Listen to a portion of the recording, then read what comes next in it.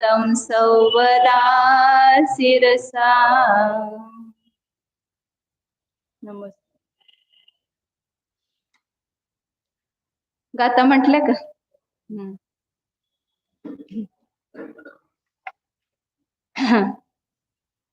दूसरे अध्याय में 7 तत्व और 9 पदार्थ का वर्णन कर रहे हैं.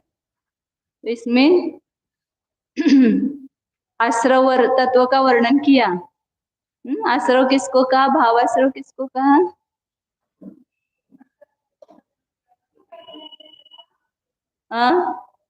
भावाश्रव.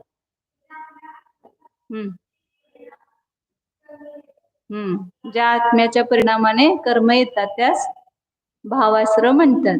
आणि द्रव्याश्रव कर्मारोह कर्मरूप होना वो द्रव्याश्रव है. भावाश्रव के कितने भेद बताए? कौन से? आणि योग. भाव हे भावबंध केतकी. भावबंध कशाला म्हटलं?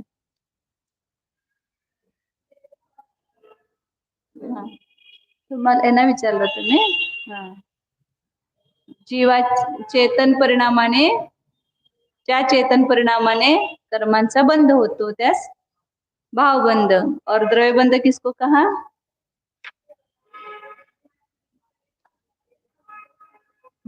कर्म के प्रदेश और आत्मा के प्रदेशों का संश्लेष संबंध होना. उसको क्या कहा? द्रव्यबंध कहा. आगे बंध के भेद बता रहे. 33 नंबर गाते हैं ना, लवकर सापडतच नाही.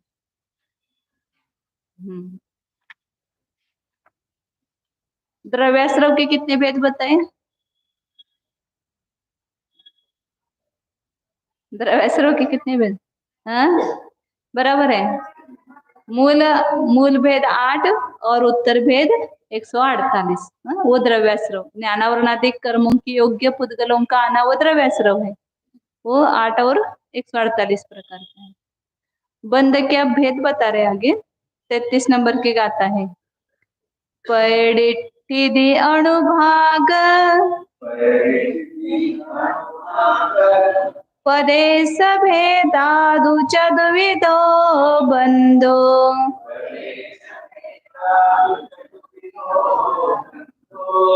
जोगा पैडि पदेशा थिदि अनुभागा कसाय दो होंती.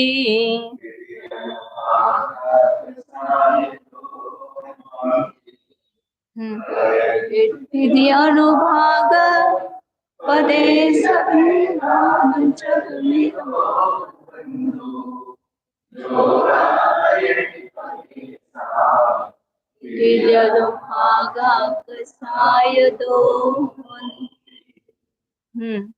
म्हणा तिकडून म्हणा मंगल.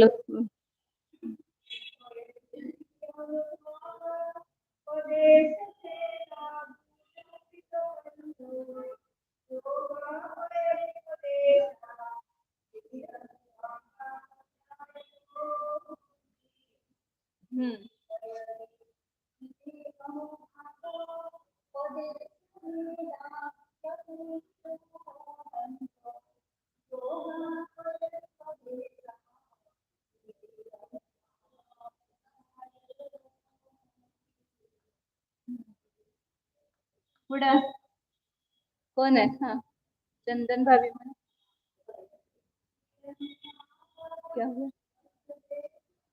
दिसतंय का? त्या बाजूला बसा नाही.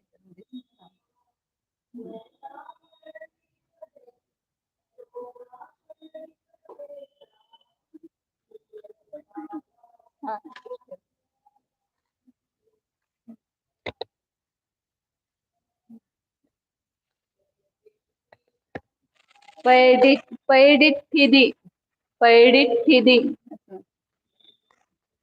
त्या चुकलंय काय त्याच्यात?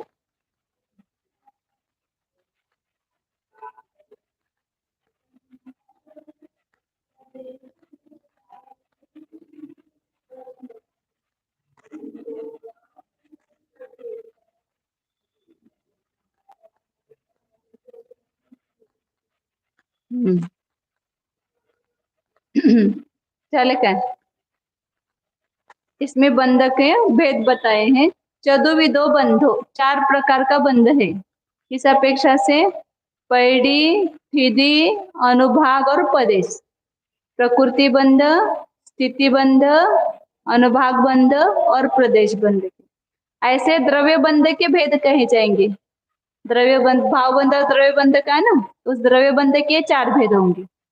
द्रव्य बंध में कहा था कि जो ज्ञानावरणादि कर्मों का आत्मा के साथ बंध होता है वो द्रव्य बंध है. तो वे 4 प्रकार का बंध कहा गया है. तो प्रकृति का अर्थ है स्वभाव. जो कर्म का स्वभाव उसको क्या कहते हैं? प्रकृति. उसकी प्रकृति कैसी है, मतलब उसका स्वभाव कैसा है. जैसे ज्ञानावरण कर्म, उसका स्वभाव क्या है? ज्ञान पर आवरण करना. उसके नाम से ही उसका स्वभाव पता चलता है. यथा नाम तथा, वो कर्मों का है, सार्थक नाम है. 8 प्रकार के कर्म बताए ना, तो उसके स्वभाव के अनुसार नाम है. ज्ञान पर जो आवरण करता है वह ज्ञानावरण कर्म. दूसरा दर्शनावरण कर्म की प्रकृति क्या है? दर्शन गुण को ढकना, मतलब दर्शन पर आवरण, दर्शनावरण. तीसरा मोह वेदनीय, वेद मतलब जो साता और असाता का वेदन कराता है उसको वेदनीय. सुख और दुख का वेदन कराता है उसको क्या कहते हैं? वेदनीय. उसका स्वभाव क्या हो गया? सुख दुख उत्पन्न करना. ये उसका स्वभाव हो गया. तो ऐसे प्रत्येक कर्म का जो अपना अपना स्वभाव है. मोहनीय का स्वभाव क्या है? मोह उत्पन्न करना, नशा. उसके लिए दृष्टांत दे ना सभी के लिए. ज्ञानावरण कर्म मतलब जैसा पर्दा है. ज्ञानावरण कर्म के लिए स्वभाव क्या दिया? पर्दा. पर्दा मतलब पट आगे रखते हैं तो मूर्ति दिखती है क्या अंदर की? नहीं दिखती है. अब ये ढका है तो आपको टेबल किसका है? स्टील का है, पीतल का है, दिख रहा है क्या? नहीं दिख रहा है. तो ये ढक गया ना. तो ज्ञान पर इसके कारण से आवरण आ गया. जैसे ये कपड़ा होने से अंदर की वस्तु नहीं दिखती है, इसी प्रकार ज्ञानावरण कर्म का आवरण होने से ज्ञान गुण ढक जाता है. इसलिए उसको ज्ञानावरण कहा. दर्शनावरण में दर्शन गुण ढकता है. वेदनीय क्या करता है? सुख दुख उत्पन्न करना है उसका स्वभाव. मोहनीय का स्वभाव क्या? मोह उत्पन्न करना, मतलब सम्यक तो गुण को और चारित्र गुण को ढकना. सम्यक तो गुण प्रकट नहीं होने देता है दर्शन मोहनीय, और चारित्र मोहनीय चारित्र गुण को ढकता है. और आयु कर्म, इसलिए मोहनीय कर्म के लिए क्या उदाहरण दिया? शराब. शराब पीने के बाद आए थे ना आत्मशासन में, मोह रूपी दारू पिए हैं तो हमें विवेक नहीं रहता है. इस प्रकार मोहनीय कर्म के कारण जीव को विवेक नहीं होता है. और आयु कर्म क्या करता है? भव में धारण कराता है, भव में अटकाता है. जैसे बेड़ी, बेड़ी पाँव में डालते तो जा सकते क्या इधर उधर? नहीं जा सकते है ना. और नाम कर्म का स्वभाव क्या है? चित्रकार के समान अनेक प्रकार के चित्र बनाना. अपने सबके चित्र किसने बनाए हैं? नाम कर्म ने बनाया.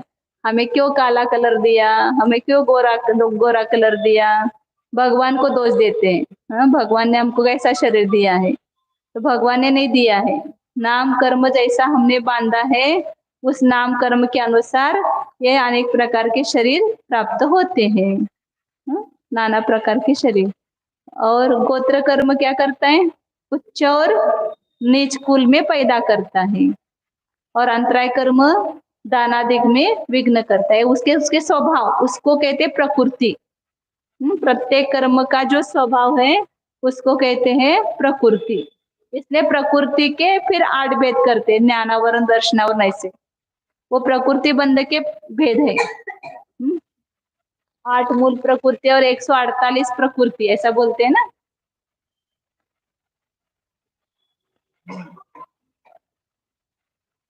और स्थिति किसको कहते हैं?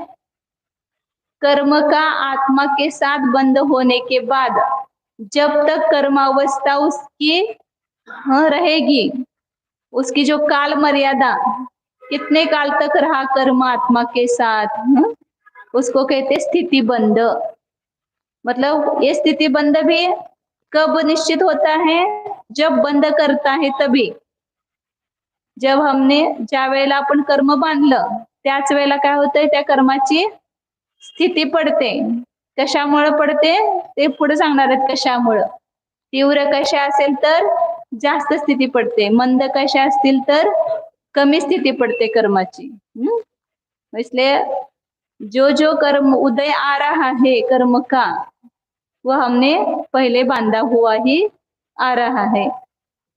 तर जे स्थिति बंद, क्या बता रहे थे वो भूल गए. स्थिति जो है वो किसके अनुसार पड़ती है? कषाय के अनुसार. उसका भी आगे बताएंगे. स्थिति का अर्थ है काल मर्यादा.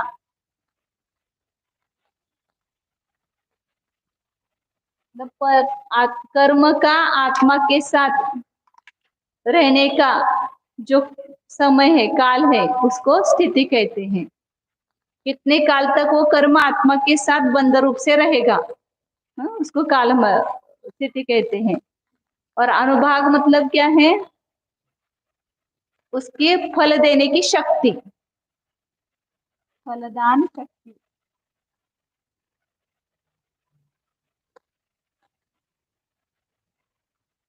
सब कर्म की स्थिति भी समान नहीं है और अनुभाग भी समान नहीं होता है, कम ज्यादा होता है. जैसे दूध है, सब दूधों में समान शक्ति है क्या? गाय का दूध, भैंस का दूध, बकरी का दूध, मेंढी का दूध, सबके दूध की अलग अलग होते हैं. गाय के दूध में स्निग्धता कम होती है और भैंस के दूध में ज्यादा स्निग्धता होती है, गाढ़ा होता है. और दूध से घी में ज्यादा स्निग्धता, मलाई में, घी में ज्यादा स्निग्धता होती है. तो जिस प्रकार उनमें शक्ति में भेद है, जैसे फैट बोलते हैं दूध का, भैंस का भी दूध हो तो सबका समान होता है क्या? किसके 6 फैट होता है, किसका 8 होता है, किसका 10 होता है. ऐसे अलग अलग फैट जो डेयरी में देखते हैं वो मतलब है अनुभाग, उसकी शक्ति. तो जिस प्रकार उस शक्तियों में अंतर है, उस प्रकार ही यह कर्म के अनुभाग में भी अंतर पड़ता है. वो भी किस पर से निश्चित होगा? हमारे कषायों पर. हम जितने हमारे तीव्र कषाय होंगे उसके अनुसार वहां पर अनुभाग. अभी अब बाद में बताते हैं उसका नियम, अनुभाग, स्थिति और अनुभाग का. पहले अभी यहाँ स्वरूप बता रहे हैं. तो कर्म में जो फल देने की शक्ति है उसको कहते हैं अनुभाग. और प्रदेश, प्रदेश बंध किसको कहेंगे? परमाणुओं की संख्या, कितने परमाणुओं का बंध हुआ?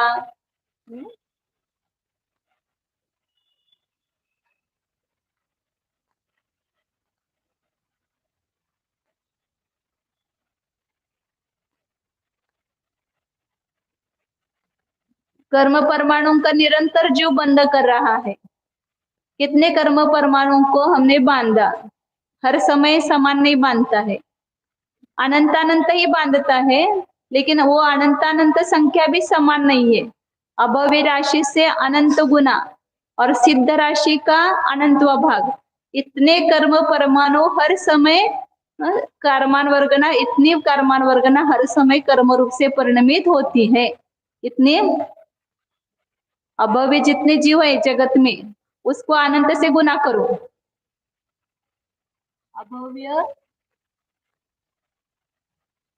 जीवों की संख्या उसको अनंत से गुना करो और सिद्ध जीवों को अनंत से भाग दो.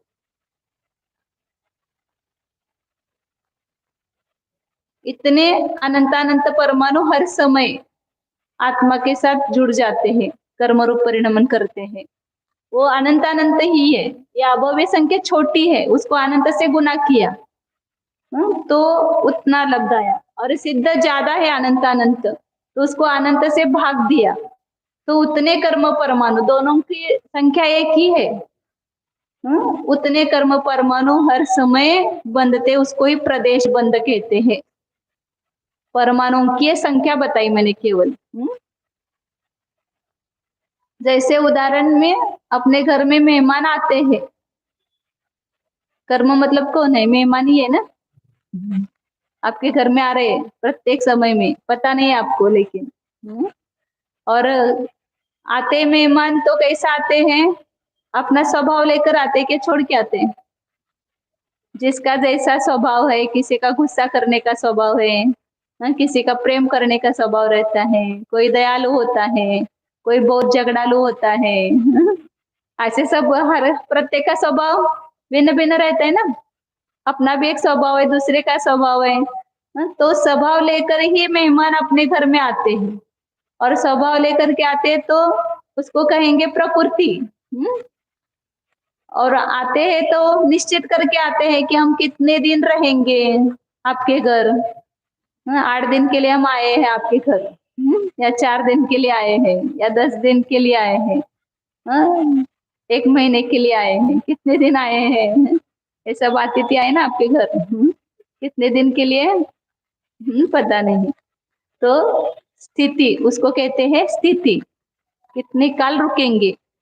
और जाते समय कुछ ना कुछ फल दे के जाते हैं। आपने सेवा की, कैसी सेवा की? बहुत बढ़िया हमारी सेवा की, आपको हम इनाम देते, बख्शिश देते हैं, या अच्छी स्तुति करके चले जाते हैं, या रूठ करके जाते हैं। हम आए, आपने आओ भगत नहीं किया हमारी, हमको पूछा भी नहीं आपने, ऐसा ऐसा गुस्सा करके भी जाते हैं। तो दोनों प्रकार के होते हैं ना मेहमान। यहाँ पर भी दोनों प्रकार के मेहमान है, पाप और पुण्य।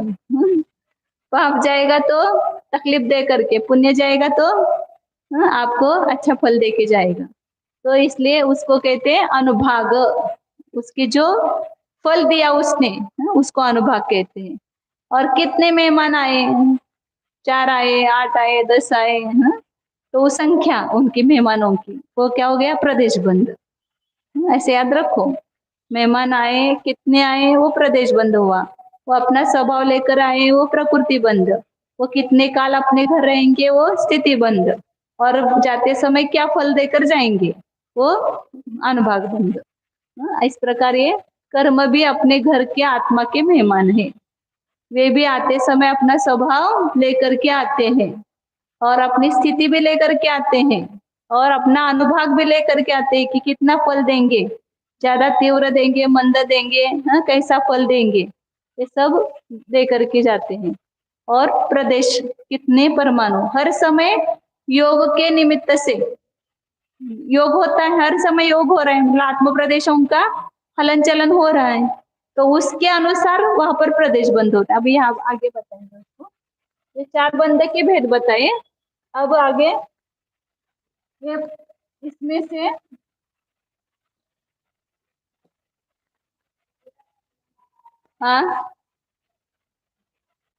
मराठीत हे मराठीतच झाले की आता। प्रकृती म्हणजे स्वभाव, कर्माच्या स्वभावास प्रकृतीबंध म्हणतात। कर्माची आत्म्याजवळ राहण्याची कालमर्यादा त्याला स्थितीबंध म्हणतात। लिहिणार आहे का? लिहिलं का? हा. आणि फल देण्याची शक्ती, कर्माची जी फल देण्याची शक्ती त्यास अनुभाग म्हणतात बंध। आणि कर्म परमाणूंची संख्या त्यास प्रदेश बंध म्हणतात। अब या प्रकृति और प्रदेश,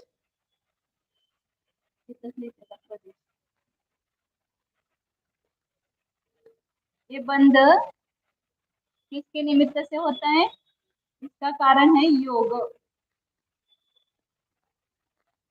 और स्थिति और अनुभाग का कारण है कषाय।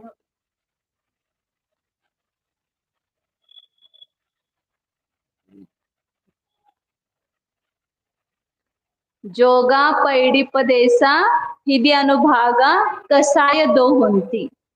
माने प्रकृति और प्रदेश बंध ये किस पर है? योग हुआ तो वहां पर निमित्त से प्रकृति आएगी, और गुणस्थान के अनुसार वो प्रकृतियां होती हैं, उसका सब नियम अलग है। सामान्य समझो। अब कितने परमाणुओं को हमने बांधा, हर समय सामान्य रूप से ये संख्या है, अभव्य से अनंत गुणी और सिद्ध राशि का अनंतवा भाग। इतने कर्म परमाणु आत्मा के साथ संश्लेष रूप से बंध होता है उसका। लेकिन वो उसमें कम ज्यादापन होता है। अनंत में भी संख्या बहुत प्रकार की है, तो कम परमाणु को बांधा या उससे अधिक बांधा या सबसे ज्यादा बांधा, ये किस पर निर्भर है? तो योग पर निर्भर है। योग शक्ति यदि कम है तो कम परमाणु आते हैं, और योग शक्ति थोड़ी बढ़ती हुई है तो अधिक अधिक परमाणु आएंगे। सबसे ज्यादा योग होगा तो सबसे ज्यादा परमाणु आएंगे। उसको बोलते हैं उत्कृष्ट समय प्रबद्ध। उसको समय प्रबद्ध नाम है शास्त्र में। क्या है? एक समय में जितने कर्म हम बांधते हैं उसको समय प्रबद्ध कहते हैं।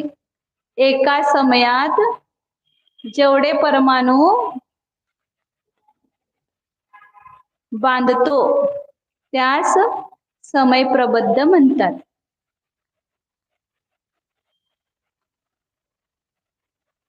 एका समयात जेवढे कर्म परमाणु बांधले जातात त्यास समय प्रबद्ध म्हणतात।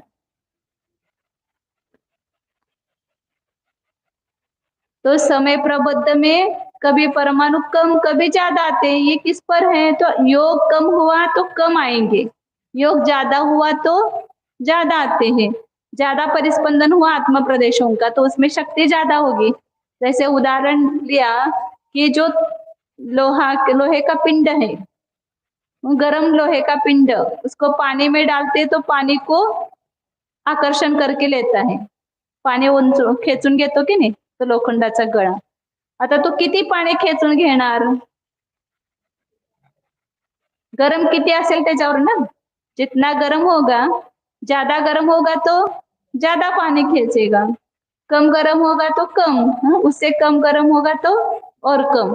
तो एकेंद्र में शक्ति कम होती है तो कम परमाणु लेते हैं, और पंचेंद्र में शक्ति योग शक्ति ज्यादा होती है तो ज्यादा कर्म परमाणुओं का बंद करता है। तो इसलिए योग के ऊपर प्रकृति प्रदेश है। उत्कृष्ट योग से ज्यादा परमाणु बनते हैं, कम योग से कम बनते हैं। और स्थिति और अनुभाग, कर्म की स्थिति कितनी पढ़ना। सामान्य रूप से बताए ना कि मिथ्या तो कर्म की कितनी स्थिति है? 70 कोड़ा कोड़ी सागर। एक क्षण में हमने ऐसा मिथ्यात्व रूप भाव किया, ऐसा तीव्र कषाय किया कि उस प्रकृतियों का बंध हुआ मिथ्यात्व का वो कितने काल तक आत्मा के साथ रहेंगे? 70 कोड़ा कोड़ी सागर। ज्यादा से ज्यादा आयु कितनी होती है स्वर्ग में और नरक में? 33 सागर।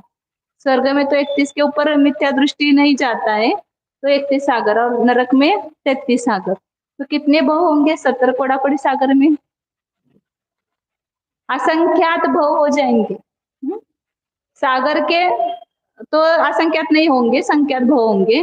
लेकिन जो मनुष्य और तिरंजी की आयु तो सागर में नहीं है, पल्ले में है, तो उसके कितने सागर के भव हो जाएंगे?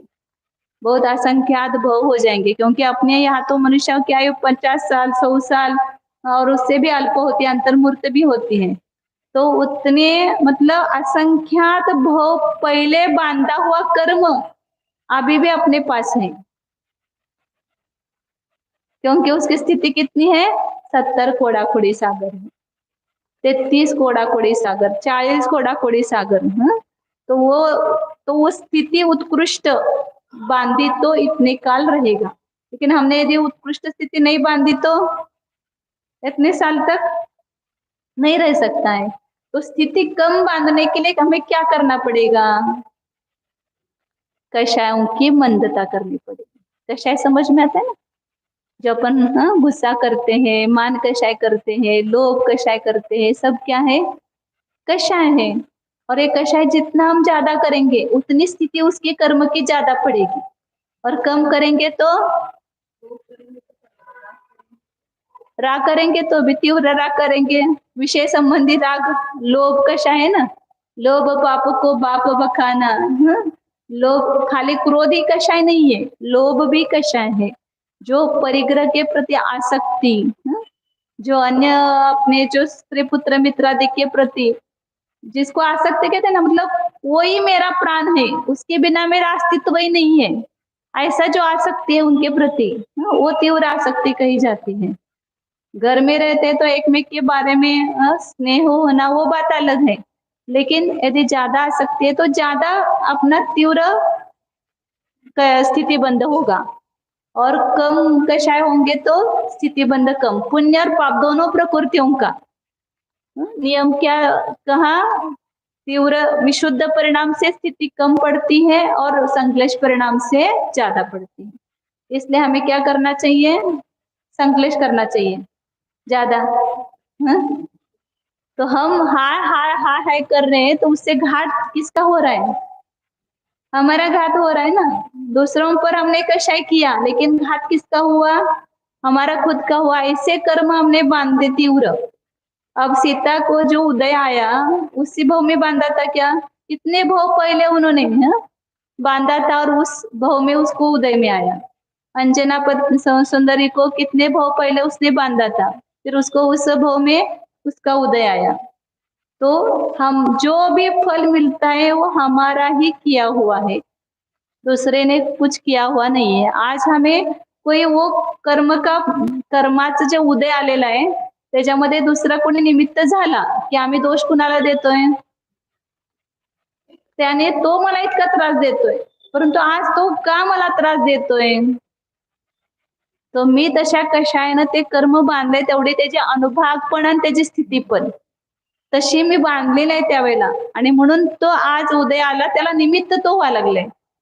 एक कोई व्यक्ति होता है, स्वभाव अच्छा होता है उसका, फिर भी किसी एक व्यक्ति के साथ उसका जमता नहीं है तो वैसा वो पूर्व जन्म का वैर, इसलिए कहते हैं ना अपना जो संबंध आया है, एक तो राग या द्वेष, दोनों में से कोई ना कोई कारण रहता है। हमने राग के कारण वो बुलाया है उसको अपने साथ, या पूर्व भाव में हमने उसके साथ द्वेष किया था, वो हमें तकलीफ देने के लिए आएगा।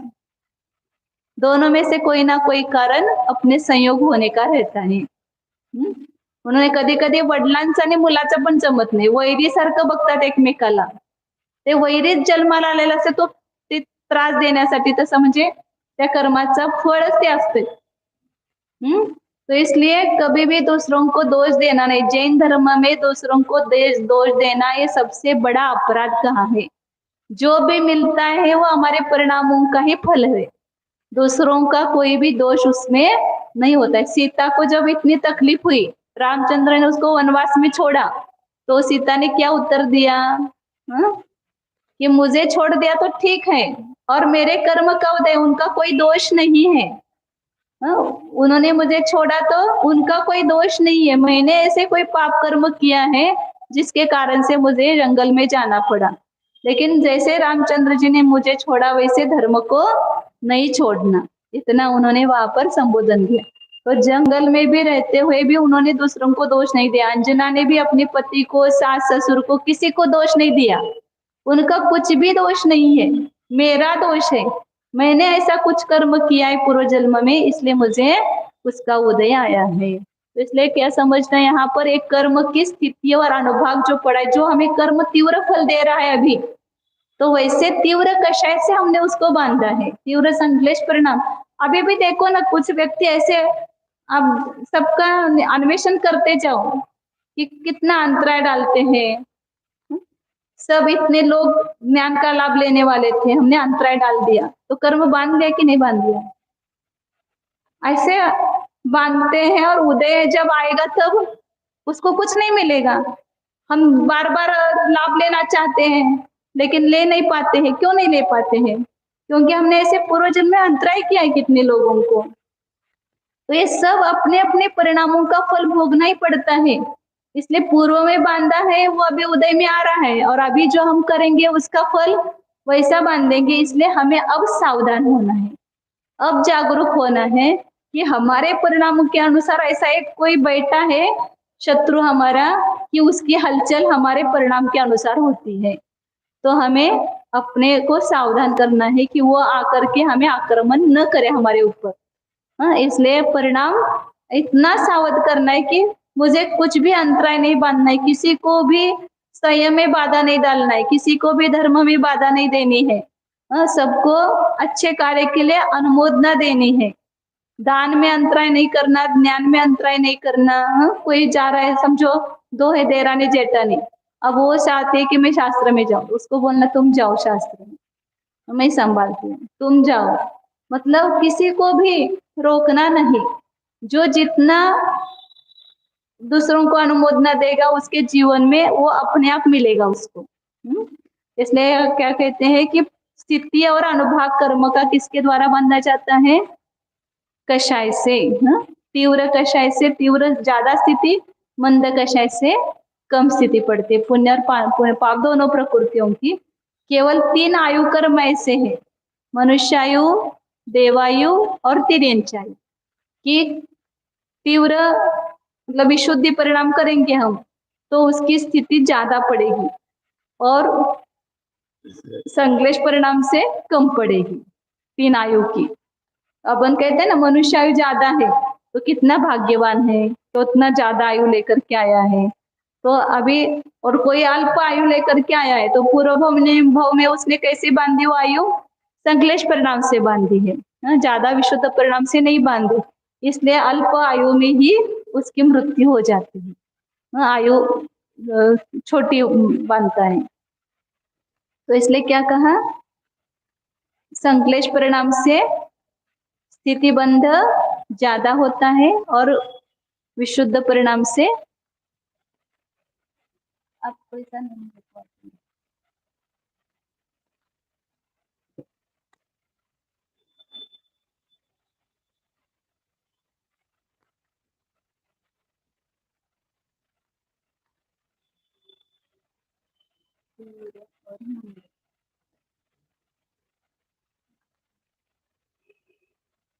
संश्लेष परिणाम करेंगे तो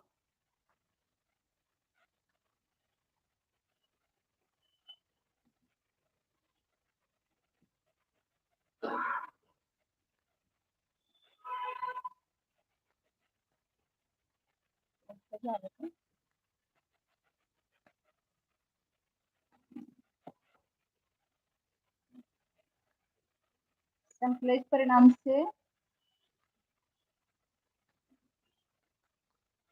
तीव्र स्थिति का बंध होता है और विशुद्ध परिणाम से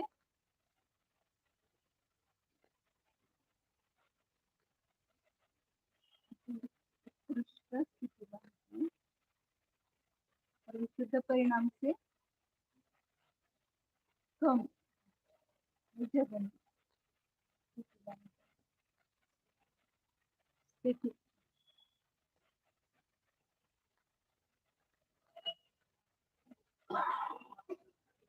हाँ।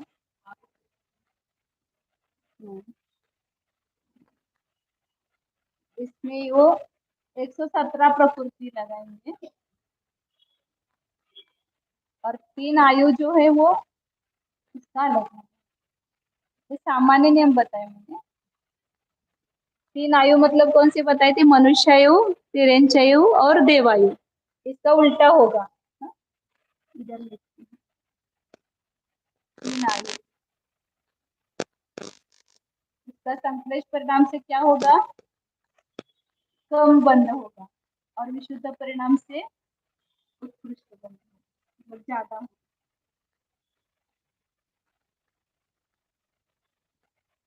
117 प्रकृतियां है, उसका संश्लेष परिणाम से ज्यादा स्थिति बंध होता है और विशुद्ध परिणाम से कम स्थिति बंध होता है। और 3 आयु जो है उसका भी संश्लेष परिणाम से कम स्थिति बंध होगा और विशुद्ध परिणाम से ज्यादा स्थिति बंध होगा। कषाय कम मंद होना विशुद्ध परिणाम है, कषाय तीव्र होना वो संश्लेष परिणाम है। मतलब देवायु, मनुष्य और तिर्यंचायु, ये 3 आयु का बंध अपने विशुद्ध परिणाम से बंध होगा तो उसकी ज्यादा स्थिति पड़ेगी और संश्लेष परिणाम से बांधेंगे तो देव की स्थिति कम मिलेगी, निचले स्वर्गों में जाएगा। और ज्यादा विशुद्ध परिणाम से बांधेगी तो ऊपर के स्वर्ग में जाएगा, वो ज्यादा स्थिति 18 सागर, 22 सागर वगैरह। और अनुभाग के लिए पाप और पुण्य प्रकृति लेना। यहाँ पर इधर अब यहाँ पर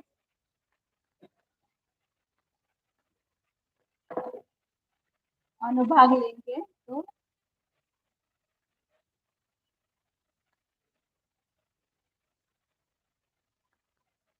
संश्लेष परिणाम होगा। तो क्या होगा, पाप प्रकृति का अनुभाग संश्लेष परिणाम से तीव्र होगा ना, तो इसलिए यहाँ पाप लिखते हैं।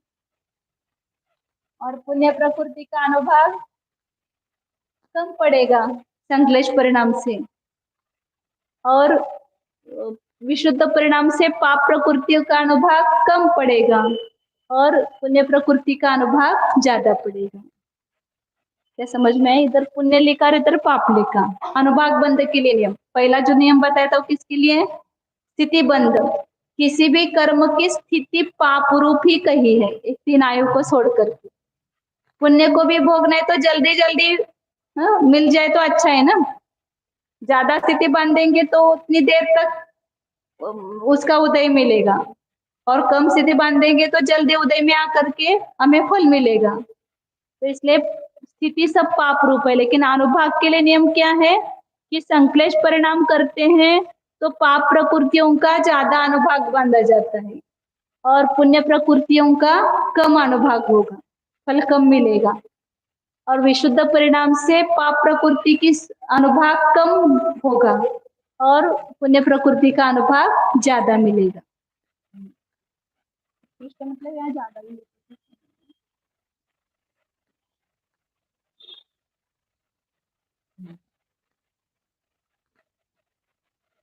तो ये कषाय के ऊपर है, हम कैसे कषाय करते हैं उसके अनुसार बंद होता है। आज जो उदय में आया है वो पहले बांधा हुआ आया है, और अभी के परिणाम से उसमें परिणमन परिवर्तन भी होता है। जैसे अभी पूर्व कर्म का, हमारे पाप कर्म का उदय आ रहा है, तो क्या करना पड़ेगा वहां पर? हमें उसको समता भाव से सहन करना पड़ेगा। समता भाव से सहन करेंगे तो उस कर्म की तो उदय में आकर के निर्जरा होगी, और हम नया जो बंद करेंगे वो वैसा नहीं करेंगे ना पुनः। यदि पूर्व कर्म का उदय आया तीव्र और उसमें हमने हाय हाय किया, आकुलता की, आर्त रौद्र परिणाम किया, ऐसा क्यों हो रहा है मुझे, ऐसा क्यों हो रहा है, ऐसे आकुलता करते रहे तो क्या होगा? पूर्व कर्म का उदय आ रहा है और हम जो अभी नया बांध रहे हैं वो पुनः वैसा उससे भी ज्यादा तीव्र अनुभाग लिए हुए बांधेंगे।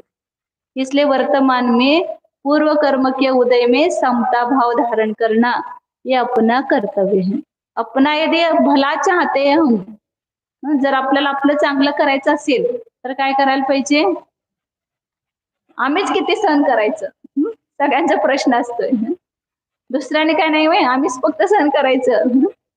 यदि हमें अपना भला चाहिए तो हमें सहन करना चाहिए, और उससे वर्तमान में भी हमें शांती रहते है ना।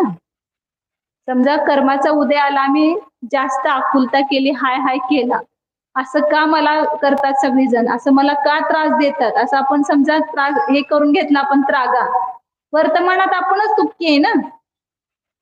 वर्तमान में दुख किसको हो रहा है? अपने को हो रहा है, और नया और हम बांधेंगे उसके निमित्त से, तो आगे के भव में भी आपको ऐसे निमित्त मिलेंगे, ऐसे तकलीफ होगी। तो ऐसी तकलीफ अभी नहीं सहन हो रही है तो आगे चाहिए क्या आपको? तो इसको तोड़ना पड़ेगा ना साकल को कहीं पर। तो अभी के हमारे वर्तमान के परिणाम यदि अच्छे होंगे तो हम पूर्व कर्म की निर्जरा करेंगे और नया बंध वैसा खराब नहीं करेंगे। इसलिए अभी वर्तमान में हमें बहुत समता भाव, शांति। मुनिराजाओं ने कुछ किसका क्या किया था? ध्यान में बैठे थे और वैरी ने आकर के उनके ऊपर सिगड़ी जला दी। अब उनने क्या किया था? उनका कुछ भी नहीं किया था ना। फिर उनको कैसे उदय आया? तो उन्होंने पहले बांधा था इसलिए वो उदय आया।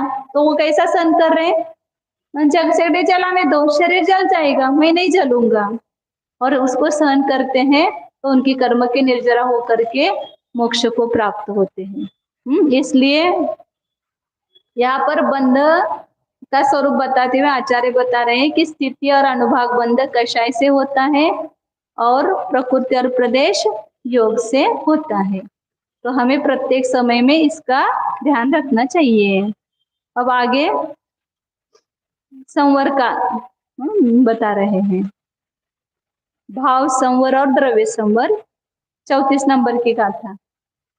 चेदन परिणामो जो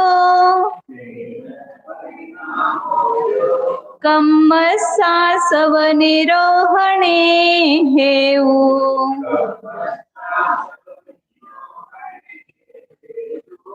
स्वभाव संवरो खलो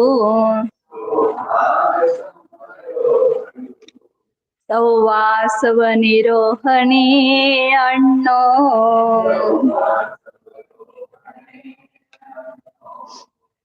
चेदन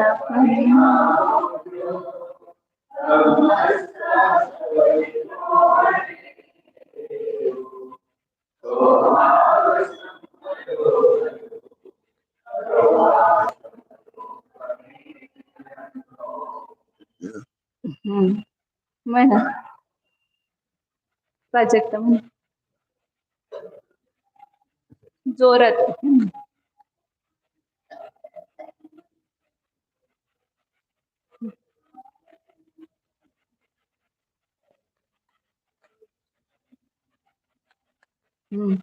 म्हणा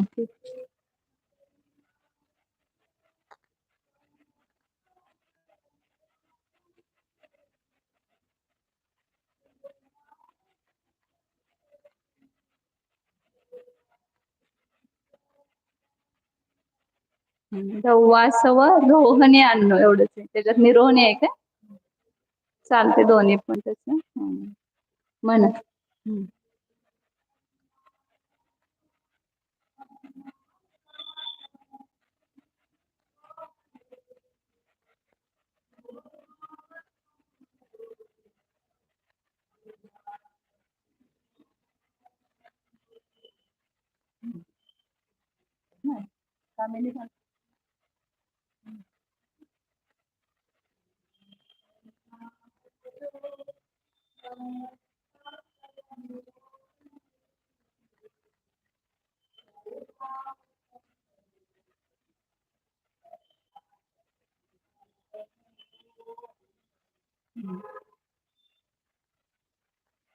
संवर के जैसे आश्रव और बंध के दो दो भेद किए, ऐसे संवर के भी कितने भेद है? दो भेद है.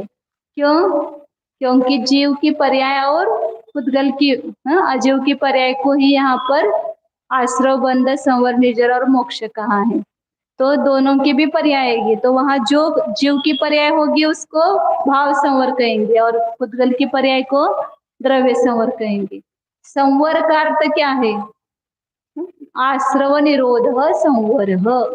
आश्रव को रोकना, आश्रवाला रोखणे त्या संवर म्हणतात. सामान्य संवराची व्याख्या आहे. आश्रव को रोकना है तो आश्रव खराब है क्या? आश्रव और बंध ये दोनों तत्व कैसे हैं?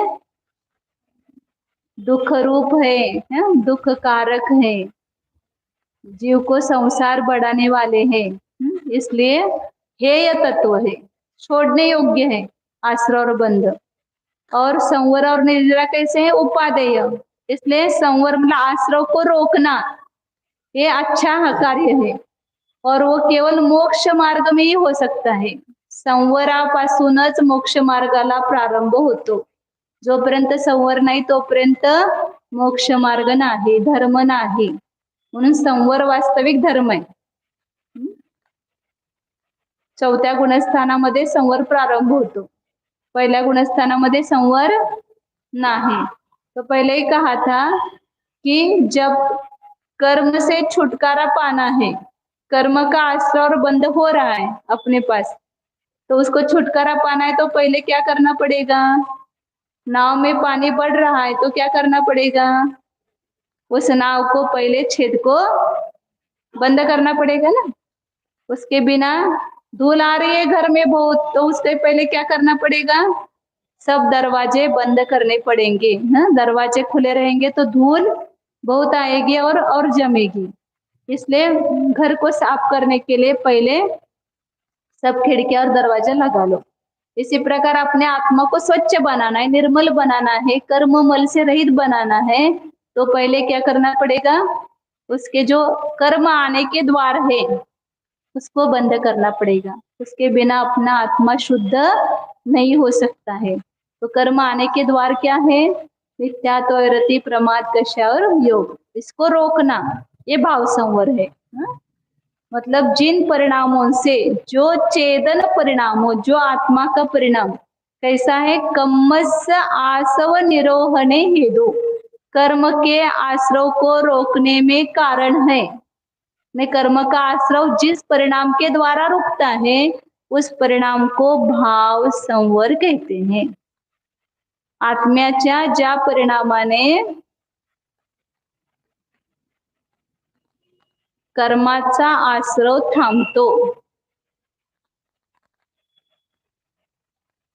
किंवा आत्म्याचा जो परिणाम कर्माच्या आश्रवाला रोखण्यामध्ये कारण आहे असं मला सांगते।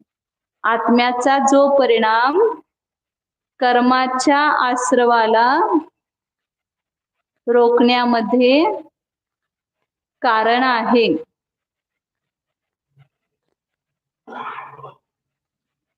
त्यास भाव संवर म्हणतात।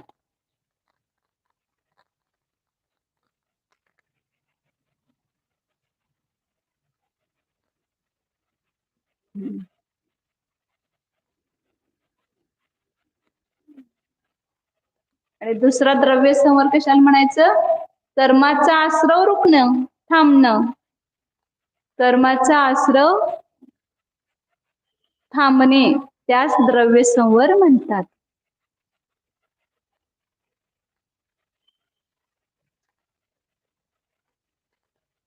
पुढच्या आता गाथेत वगैरे जे भेद वगैरे प्रभेद सांगतील, उद्या परत आपण विशेष बघूयाचं।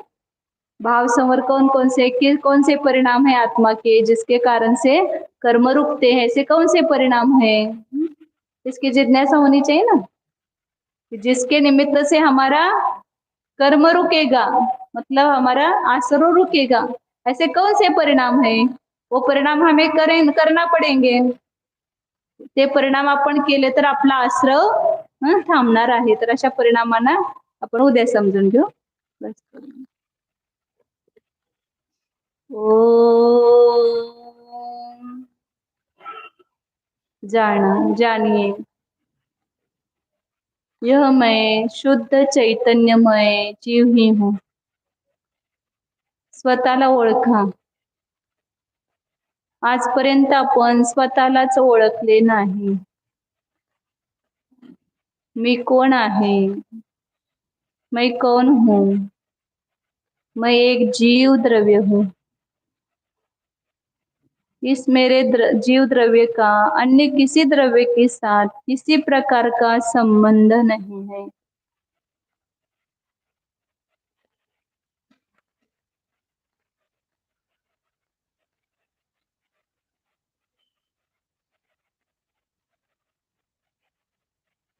मैं अकेला ही हूँ, सदा अकेला हूँ। पहले भी मेरा कोई नहीं था, आगे भी मेरा कोई नहीं होगा। अनादि काल से मैं अकेला चला आ रहा हूँ, अनंत काल तक अकेला ही गमन करना है। देखो, जिसके साथ हमें रहना है अनादि अनंत, उस अपने निज ध्रुव चैतन्य स्वरूप को पहचानिए, जानिए। यह अनादि अनंत एक चैतन्य स्वरूप ही मैं हूँ।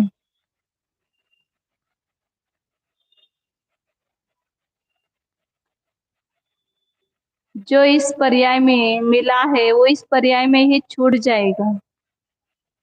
जो हम लेके आए हैं वो ही लेके जाएंगे। जीव आया है अकेला, अकेला ही जाने वाला है। तो उस अपने एकत्व स्वरूप को पहचानिए।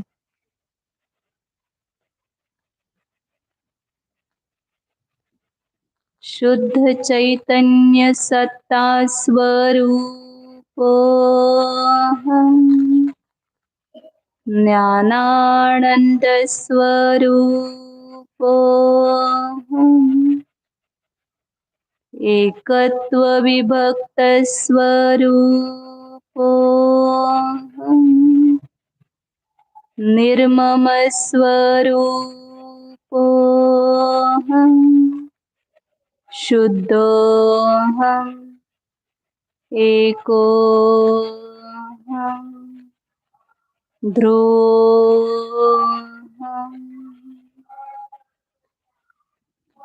ॐ